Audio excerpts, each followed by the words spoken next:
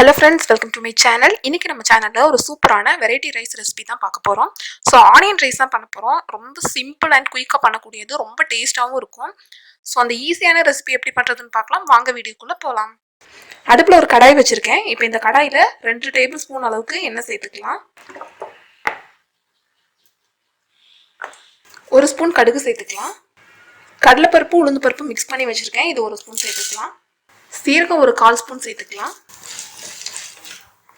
ஒரு பச்சை மிளகாய் கட் பண்ணி வச்சிருக்கேன், இதை சேர்த்துக்கலாம். ஒரு கருவேப்பிலை கொத்தும் ஒரு பெரிய சைஸ் வெங்காயமும் கட் பண்ணி வச்சிருக்கேன், இதை சேர்த்துக்கலாம்.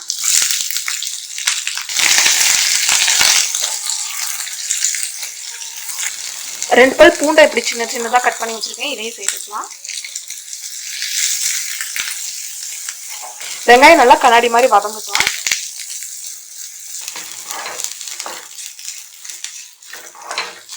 வெங்காயம் நல்லா வதங்கிருச்சு. இப்போ இந்த டைமில் மசாலா சேர்த்துக்கலாம். 1/4 ஸ்பூன் மஞ்சள் தூள் சேர்த்துக்கலாம். 1/4 ஸ்பூன் வாக்கில் சீரகத்தூள் சேர்த்துக்கலாம். 1/2 ஸ்பூன் மிளகாத்தூள் சேர்த்துக்கலாம். நான் இது ஒருத்தருக்கு செய்கிறேன், அதனால இந்த அளவு போட்டிருக்கேன். உங்களுக்கு எத்தனை பேருக்கு வேணுமோ அந்த அளவுக்கு சேர்த்து செஞ்சுக்கோங்க. அவ்வளோதான். இப்போ சாதத்தை போட்டு மிக்ஸ் பண்ணிக்கலாம். நான் ரேஷன் அரிசி சாதம் தான் எடுத்திருக்கேன், நல்லா உதிரி உதிரியாக வடிச்சிருக்கேன். இந்த சாதம் வந்து எப்படி வடிக்கணும்னு சொல்லி நம்ம சேனலில் வீடியோ போட்டிருக்கேன், செக் பண்ணிக்கோங்க. லிங்க் நான் உங்களுக்கு கீழே டிஸ்கிரிப்ஷனில் கொடுக்குறேன், பார்த்துக்கோங்க. நல்லா மிக்ஸ் பண்ணிக்கலாம்.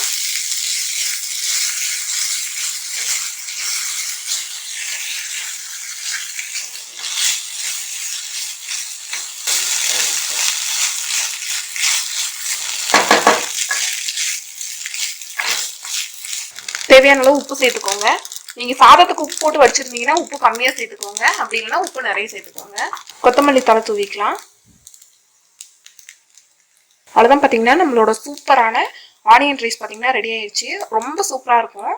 இந்த ரைஸ் பார்த்தீங்கன்னா நீங்கள் இதுக்கு சைட் டிஷ்ஷாக சோயா கிரேவி அல்லனா சோயாவில் செஞ்ச ஏதாவது சுக்கா, சிக்கன் சுக்கா, மட்டன் சுக்கா, அப்புறம் சிக்கன் சம்மந்தமான எந்த கிரேவி, அதுக்கப்புறம் மட்டன் சம்மந்தமான எந்த கிரேவின்னு சொல்லிட்டு நீங்கள் இது கூட சேர்த்து வச்சு சாப்பிட்டீங்கன்னா செம்ம சூப்பராக இருக்கும்.